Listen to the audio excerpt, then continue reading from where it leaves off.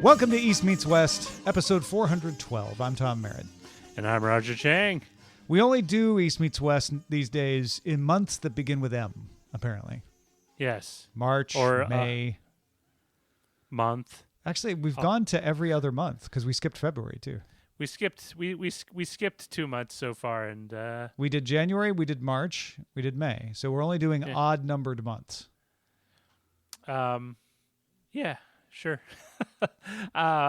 It's been a crazy couple of months, so bear with us. When hasn't it been a crazy couple of months? And if that's the case, does that mean that it's just normal, not crazy? I don't know. It feels crazy to me because I personally am dealing with a number of different vectors where I'm constantly switching my attention to. But it feels to me like you say that every time I talk to you.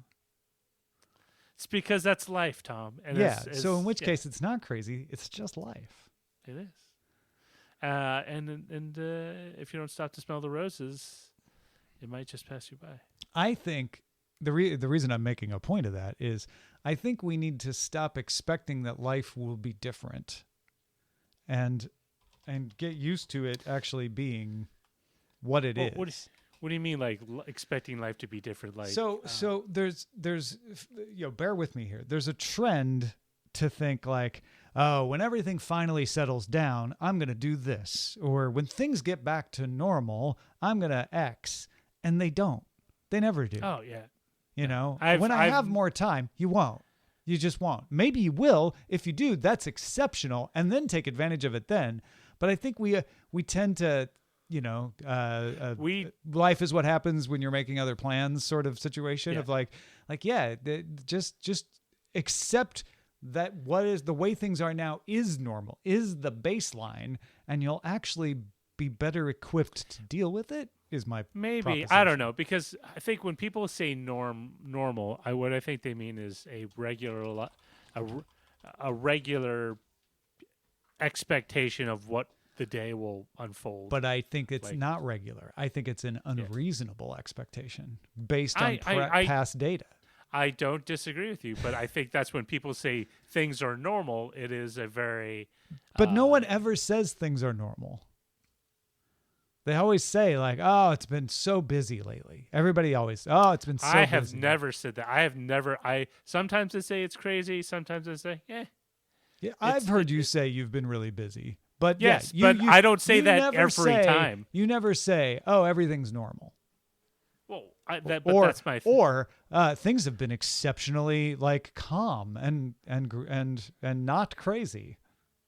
What I was taking to task was the point that every time I ask someone, they say it's things have been crazy. I don't say things are crazy. You just did. No. And you say I don't it a lot. You may not think you do, but you do. No. I might say it a lot, but I don't say it every time. Well, okay, but now you're just splitting hairs. No. I'm just saying. What I'm taking to task is that is not my normal. That is not my normal default. When do you say oh, everything's good? Well, just remember, I only physically see you once every day. We 4 see weeks. you, and when I talk to you, you're like, "Oh, things are really crazy right now." You say that all the time. I did not say. Did I say that today? Yes, you just did when? On the recording of the show. You said things have been really crazy lately. Multiple vectors. Yeah, no. Yeah. No, these past few months have been crazy. It is. But what I'm saying is, it's not always crazy. If it isn't, I won't say anything. It's just I was. Have you not been crazy and said oh, things are really good? No, those are two separate things. So you're asking me if things are not crazy and things are good. I don't. Those things aren't attached. I think you're mixing up my point with your personal experience. I think what. Well, I think isn't that what you're asking me? Well, no. Actually, we're trying to draw broader principles from individual examples. Fool's errand, Tom. Fool's errand. No, it's not. The broader principle I was trying to draw is that people tend to kind of assume that their things will be different someday, and they aren't. And I think what you're trying to say is, but not me. And that may be true. Maybe it isn't you. And you're trying to fight back. But this wasn't about you. This was about that sort of that general principle. But to make it about you, I do think what you're trying to tell me, if I'm understanding it right, is that you are experiencing a level of, things happening above the normal craziness. Like they're even crazier. Maybe than I'll be honest. I'm sort of having difficulty accepting your particular position on things are crazy, because I am very much of the person when I come into the office, like, hey, how's it going? Everyone tells me it's great, good. So my lived experience in that has been the opposite, where people don't tell me it's crazy, except when like there are. Okay, you're right. You know that if you go up to somebody, you say, "How you doing?" They're like, "Great." Yeah, but that's not what I was talking about. I wasn't talking about the informal greeting. I'm talking about and maybe you don't experience this, but generally there's a point past that, right? And you don't always get there with coworkers. Like when you're doing the like, how's it going? Great. Okay, good to see you. Bye. Then that is the way it goes. You're absolutely right about that. But if you go a step further, have you not run into the situation of, how's it going? Great. How about you? Great. So what you been up to? Oh, things have been crazy, right? That's sort of like that step past great into like, oh, you want to really talk about how things are going? Like nobody ever says beyond the sort of the courteous phase. There's the courteous phase of, oh yeah, things are fine, things are great, where people absolutely lie and say good, at least in the US. It's not true in other countries, but in the US, that's what we do. When you go past that, people always say, like, oh, I've been so busy. Oh, things have been crazy. Well, I mean, I don't necessarily synonymize busy with crazy. Busy can be good. Yeah, but the broader point I was trying to make, which I feel like you're just combating. You don't want to explore that point. I'm not being combative. I just don't understand your point. Is your point to say that people overwhelmingly tell you, like when you ask them how things are going, they say things are going crazy or things are no, very my busy? point is that people always pretend as if their current situation is unusual and that it will someday go back to normal, and that doesn't. And so that could manifest as, I've been really busy, or, oh, things are really crazy, or like, oh, I can't wait for this, quarter to end. There's multiple ways, but that generally people, if you get past the courteousness, which you properly identified, where people are just like, oh yeah, things are great, people tend to talk about how the time they're living in is unusual. Not times as in new, but like their schedule, their personal life is unusual somehow. And I'm saying, I don't think it is. I think people generally, are waiting for a period of time to change that won't. That the way things are is kind of normal. If you're saying that people tend to have a somewhat skewed concept of what their normal life is normal, rather than like what their existing life is, and accepting that as kind of the baseline. I mean, yeah, I agree, but I don't necessarily see that, because I mean, I personally will say like things are crazy, but I also say, yeah, things are just, things are chill for once, or things aren't as crazy as they used to be. Well, not to you again. But you're basing this. I guess what I'm trying to say is I don't necessarily think your point of view is applicable across the board as broadly as you think it is. You don't want it to apply to you, but it doesn't. You don't like being put in a box. It's not that I put my box. It's just like some days are just fine, but some days are crazy.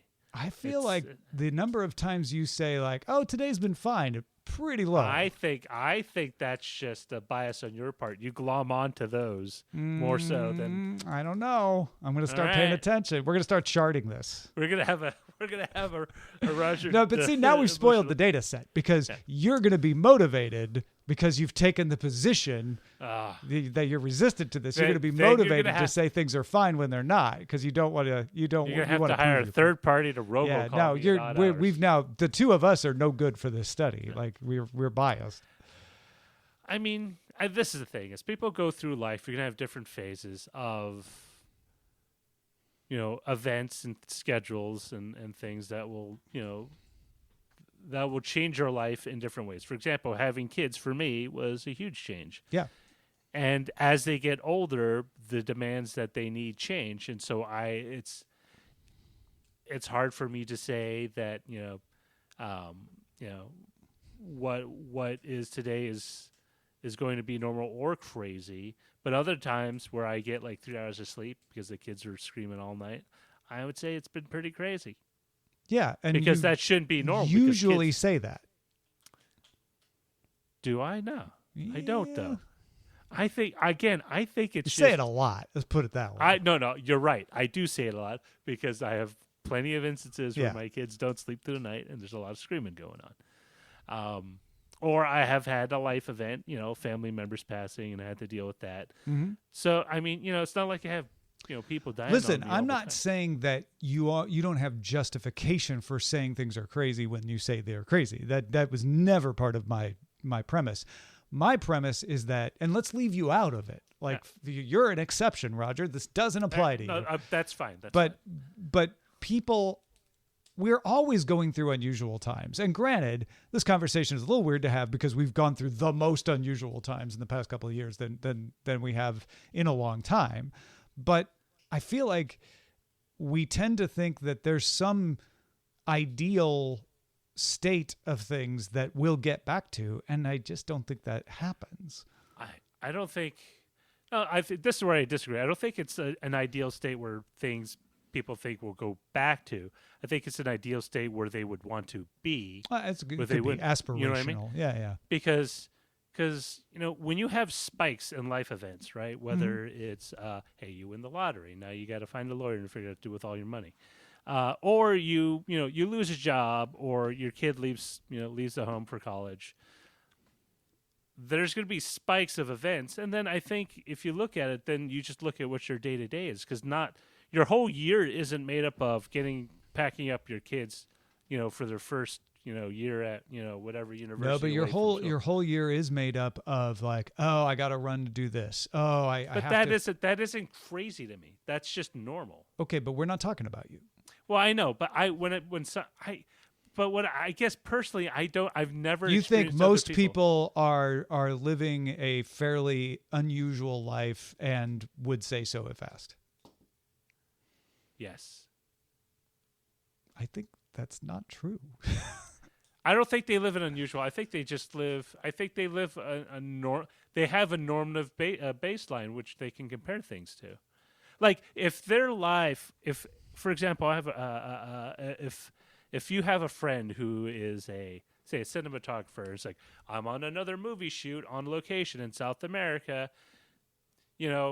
If they've been doing that for 16 years, where they fly and they shoot 3 months, I think that would be normal. But my point is that people don't say that's normal. My point is that, in fact, that is normal, objectively speaking, like you're saying, but that people talk about their lives as if what they're doing isn't normal. As what they're doing is like, oh, man, it's just, I got to run and gun all the time. Yeah, but that doesn't. If they said that, I'm not sure how that would imply that point wasn't normal. Well, we just disagree on the premise entirely. You're saying that people don't do that, and I'm saying a lot of people do that. So I don't know. I'm not saying that no one does it. I just don't think it's in the amount that you think it is. I think. And so your thing is like a lot of people do. It's like, I don't think it's a lot of people. I think some people do it. All right. Yeah. I mean, that was literally your premise, was that a lot of people do that. But for an interesting conversation, maybe we explore the avenues instead of just settle on like, well, I don't think people do that as often as you say they do. And then where do we go with that? What do we do with that? Now it's like, okay, well, conversation over. we have plenty of other topics, but listen, if we want to go back to that, this is the thing. If you are this fictional cinematographer that's out 3 months a year shooting whatever, James Cameron movie, in some remote location, like, I guess it's like, oh, it's that time of year. I've had someone who used to be an H&R Block person. It's like, things are going to hectic. My next 4 months I'm just going to be getting up, doing processing other people's taxes, filling out forms. I'm doing that for 4 months. So call me at the end of at the end of May or the beginning of June, about getting together. And I guess they would say that's crazy, but then it ends, and then they have their non-H&R Block life after that, where they're doing other stuff because they only work it during the tax season. It's not at all compelling. We're just going around in circles now at this point, because my response is like, yeah. And then when you talk to them in the non-tax season, they talk about like, it's not tax season, but it's still really busy, or, oh, I got to prepare for this other deadline, this thing coming up in October that I have to, but like, that's not, I feel like that the norm is for people to paint their lives as abnormal, and you just disagree. So I don't. I'm sorry, Tom. Yeah. Well, that's okay. Like I don't know where to go with that. I think part of it is, part of it is kind of weird because the past 2 years have been somewhat extraordinary in the number of things that people have had to go through. For example, I have had to do the remote learning, and when I was checking on my parents, I had to bring a bunch of laptops and a bunch of screens and set it up in their dining room while I was taking care of their stuff, because everything was distance learning. There was no in-person learning. That was a huge monkey wrench in what we thought the school year would be like. Has it gone back to normal? Yes, for us it has. They actually, a month ago, they just stopped requiring. No, 2 months ago they stopped requiring face masks be worn all the time instead of just kind of. Although my kid wears the mask pretty much all the time because she's used to it. Oh, but I meant like they're not sending people home. Like it's all in class, and they're not. It's all in class. There's no hybrid. What did you think? Did you think they overdid it, or do you think they underdid it? So this is from a perspective of hindsight's 2020. I think they overdid it, but also having been in that moment, I understand that there was a great fear of transmissibility for the COVID-19, and I think people were just kind of feeling around to see what would work best. I personally did not feel that the distance learning really helped, especially for younger kids. My daughter was in kindergarten.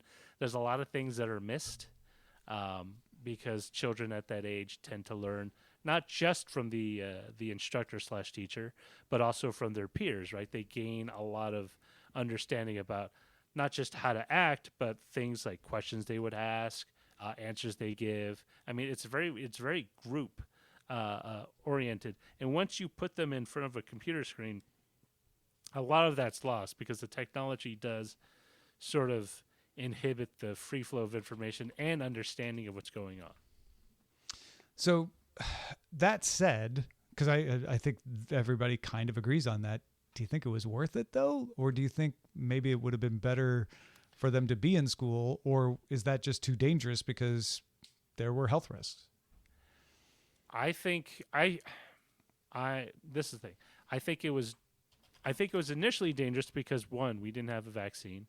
Two, we didn't fully understand the epidemiology of the disease, so you didn't know what you were dealing with. Mm-hmm. I do know that during when majority of the students, 90% of the students, were doing a remote learning sessions, a select group of students that were the kids of what do they call it?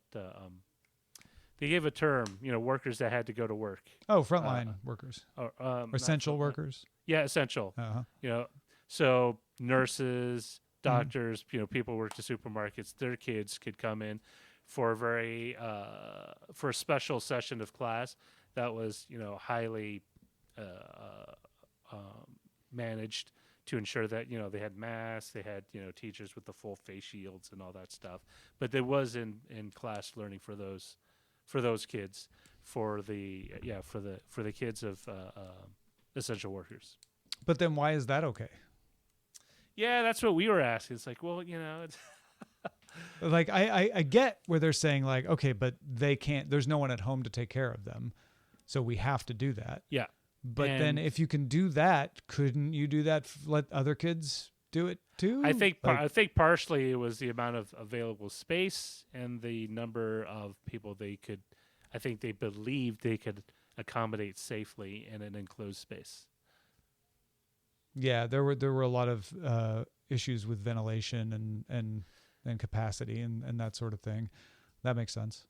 And then with the teachers, I mean, it's a mixed bag, because I think some teachers did all right. I think other ones were kind of struggling, because it's like, how do you provide a lesson plan, over the course of a month over a course of several months to figure out how kids, how you can instruct them. I mean, it's a kind of a rock and a what do they call it? Rock and a hard place, where it's a very difficult place to maneuver. You could bring them in class, but like, this is the thing, ever since they dropped the mask mandates, the number of kids that have, not just COVID, but things like flu have gone up. A few more kids got tracked for COVID-19 infections, things like that. So, before we had vaccines, I think the concern was a lot more urgent about like, we got to make sure this doesn't pass on. But my youngest hasn't, but my oldest has her 2 shots. Still trying to figure out when we can do the booster, even though it just got cleared by the CDC and the FDA. Yeah, it's very interesting. I've always wondered what it would be like to live in one of those times like the Spanish flu I used to read about in history class. Well, now we know. Now we know. And it's interesting because we have all this technology to assist us. And my wife once asked me, and she looked me straight in the face like, what did they do before they had tablets and the internet and, all these other things to deal with? I mean, during the polio epidemic, I mean, that was pretty hard. If you were a kid, you were stuck in a pressurized chamber. You couldn't even... If you had polio, yeah. Yeah. Yeah. And, But then you also had polio, so that I think changed behaviors. People didn't have as much energy if they came down with polio, right? But I mean, like, you didn't have a tab. I mean, your means of communication, you could talk to your immediate family or anyone that... But were you as talkative if you had polio, I guess is what I'm wondering. Well, and that's the thing. If you had a tablet, couldn't you physically... I thought you had some ability to move your... Oh, yeah, certainly. I'm just saying you might be okay resting more. I don't know, because you're sick. Versus what we're talking about is having kids stay at home to avoid getting sick and becoming bored. Right. That's different than actually getting sick and being put in a chamber. Well, and that's I those think aren't apples and apples. Yeah, I think one of the things that you realize over time is that kids really need social contact. Like, you can kind of silo them away, and if you're on a big piece of real estate, you can let them run, hundreds of yards, and they won't run into someone else. Kids definitely need social contact. Yeah, for sure. And it really shows, because as soon as there was a period of time where my kids just wanted to go to school because they were missing out on the playground recess activities and all that stuff. Like, when my kid went to her first field trip, she got up at like 5 a.m. because she was so excited to go see the space shovel and a bunch of other things. The space shovel? Is that what you called it? The space shovel. And it's cool because I think, I'll say this. My youngest just started preschool, and she is doing a little. She's moved a lot. But she's unvaccinated. Is she going to preschool? Yes. So you're letting kids who are unvaccinated mix. Well, part of it is that she already got it, I think. Yeah, no, she already tested positive. 3 months back. Yeah. Once. Also, she's really good with using masks, and the school is really good about ensuring that everyone keeps So it in the on. preschool, they're still enforcing masks. Yes. Ah, okay. Yeah, that makes And I have no sense. complaint with that. Some, I mean, it's kind of weird. For her, it's like going outside without a shirt on. Like, she needs to have it over her face because it's all she's known when you go to school is you put this on your face. And it's funny because she runs around. She doesn't have any problem with having it on. Well, because she was raised that way. Yeah. Like And I think it's that maybe there's a clue to the answer on the tablet question is kids were easier to manage with that before there were tablets because there were no tablets. You didn't know any other way. you just played with the rocks. And Yeah. the I mean, I wonder sometimes about the differences and what they are. I think a lot of it has to do with the fact that we are more concerned with being kind to children than we used to be. And I don't think that's a bad thing when I say that.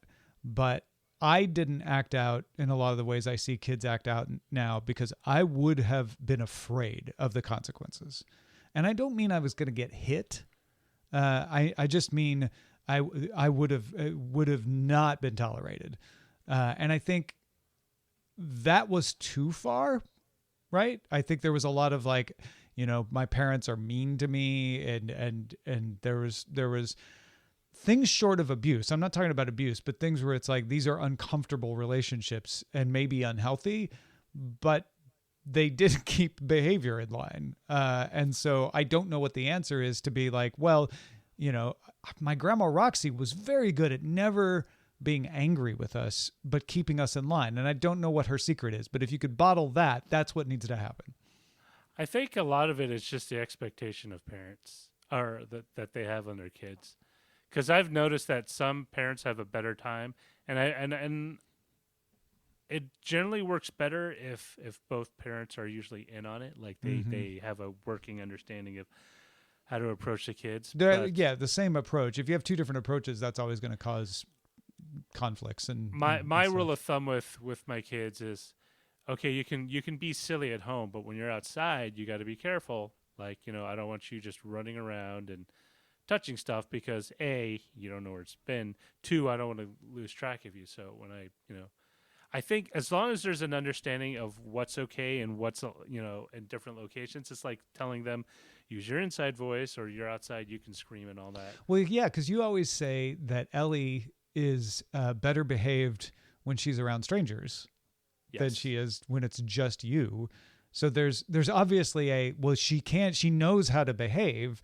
We don't, but it, how do you replicate that and be like, how you act around strangers? You need to do that now. Like, well, I mean, part of it is I don't mind. I just say like, it's okay for you to do that. Sure. But, when you're playing, you can't swing this. Like, don't hit your sister over the head with the toy phone or anything like I set rules out, guidelines, just rules like this is what you can do that, but you can only do it so far. Right, you can draw, but you can't draw on the wall. You can eat, you can eat this, but only after you eat that, which I'm still working on. But part of it is not to unduly restrict her, but to just make sure she understands why, understand like what I approve of and why I don't approve of it. Like if she's if I ask her to share, it's like I know it sucks, but you're the older sister, and that's just life. Because I had to do it.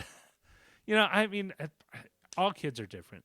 My youngest one is crazy. Well, my youngest is 3 turning 4. She'll just straight up kick you in the head. And I'm working really hard to get a lot of that energy away from striking other people.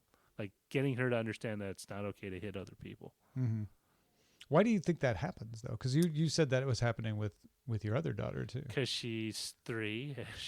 Is it just that? Is it just like kids? It do is. that? I mean, there's a reason why they have meltdowns too. It's because they have their brains are still growing, and at least when I read, there's literally a disconnect in their spinal column of different nervous impulses that go to their brain. So it's just triggering all these things. It's like when you test a car alarm. You're not actually using the car alarm, but you hit the test button and it just goes off. it's kind of what their brain does, and it just goes I off. remember when I was a kid thinking that everything I did made perfect sense.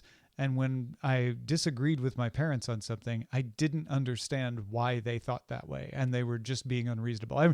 I wouldn't have put it in those words. Those are too sophisticated. But I remember that feeling of, and I think that that's part of it too, is that when you're a child, you don't think anything you're doing is unreasonable.